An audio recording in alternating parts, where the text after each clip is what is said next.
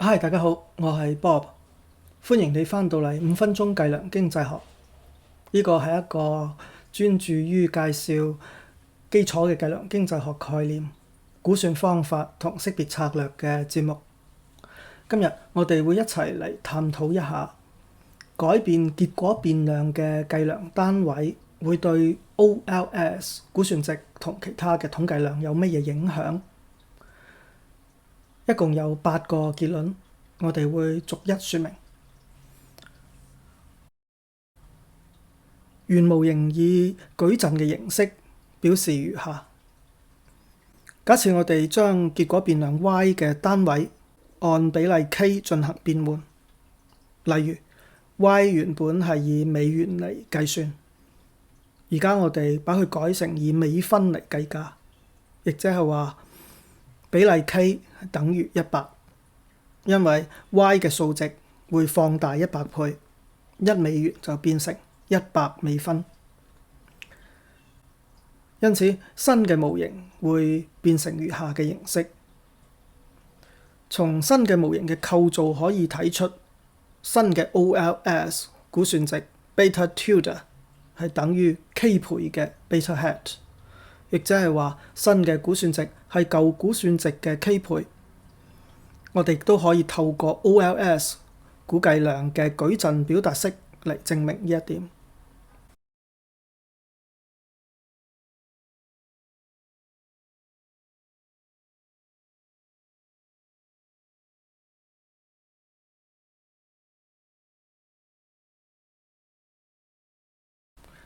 第二個結論係新嘅 OLS 估算值嘅標準誤亦都會按比例 k 改變。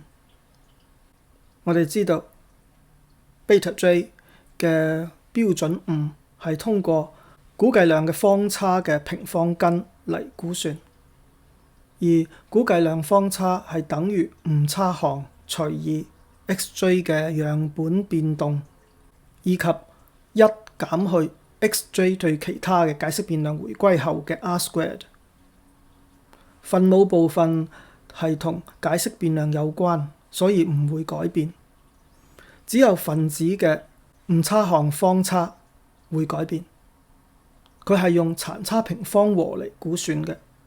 由於殘差變化咗 k 倍，導致誤差項嘅方差係原來嘅 k 平方倍，所以新嘅估計量方差係原來嘅 k 平方倍，亦即係話新嘅標準誤就係原來標準誤嘅 k 倍。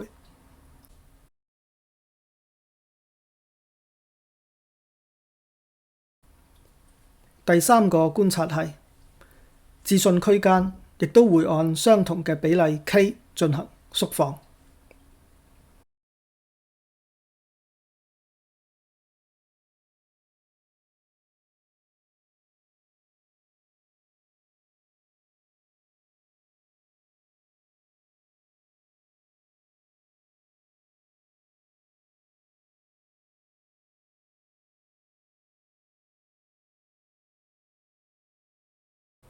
第四個結論係關於 t 統計量。從佢嘅公式可以得知 t 統計量唔會改變。換句話嚟講，模型當中嘅解釋變量嘅統計顯著程度係唔會因為結果變量單位嘅改變而改變嘅。第五個結論係 r 平方不變。r 平方衡量模型對結果變量變動嘅解釋能力，單位變換唔會影響佢。從定義可以知道 r² 等於1減去殘差平方和同總平方和嘅比值，因為殘差平方和同總平方和都會被放大 k 平方倍，因此 r² 保持不變。第六個結論係檢驗整體回歸顯著程度嘅 f 統計量亦都不變。呢個可以從佢同 r 平方嘅關係睇出嚟。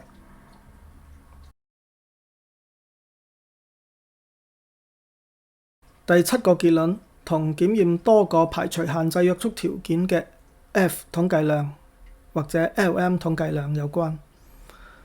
我哋回顧一下 F 統計量可以由限制模型同非限制模型嘅 R² 計算出嚟。呢兩個模型嘅 R² 都係不變嘅，因此 F 統計量喺 y 嘅單位改變之後仍然保持不變。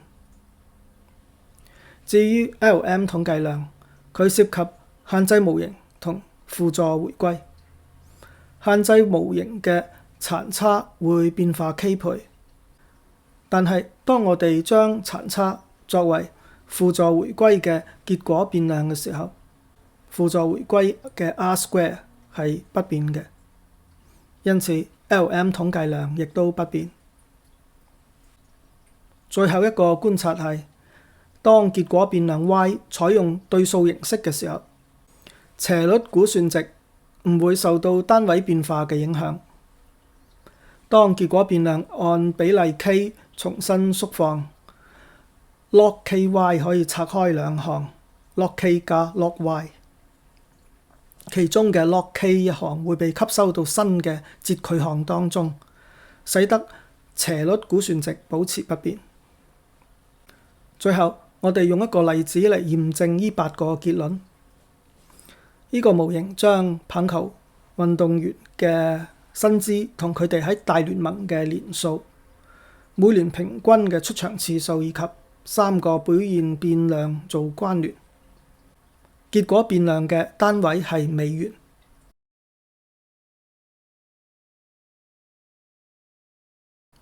假設我哋將佢轉換為千元單位，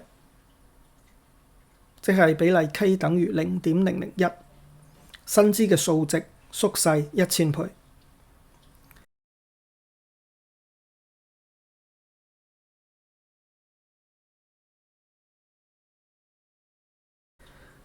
執行回歸之後，我哋使用 Stata 嘅 AppStep 指令比較 OLS 估算值、標準誤以及其他嘅統計量。結果顯示 OLS 估算值同埋標準誤都會縮細1000倍，但係變量嘅統計顯著程度不變。R² 以及整體嘅 F 統計量亦都不變。如果要檢驗3個表現變量是否聯合不顯著，我哋可以使用 F 檢驗或者 LM 檢驗。無論結果變量嘅單位係乜嘢，兩者都會得出相同嘅結果。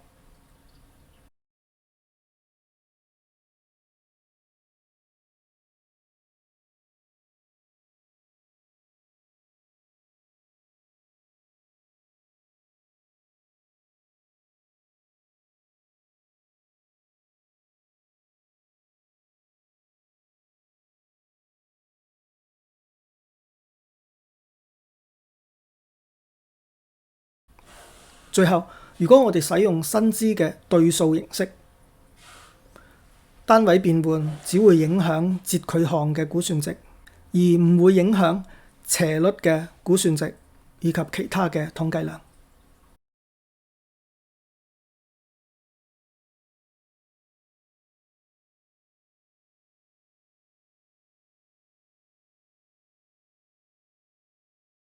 今日我哋一齊討論咗改變結果變量嘅計量單位係點樣影響 OLS 估算值、標準誤、置信區間、T 統計量、R 平方、整體 F 統計量，對多個排除限制條件檢驗嘅 F 統計量同 LM 統計量，以及當結果變量係採用對數形式嘅時候嘅情況。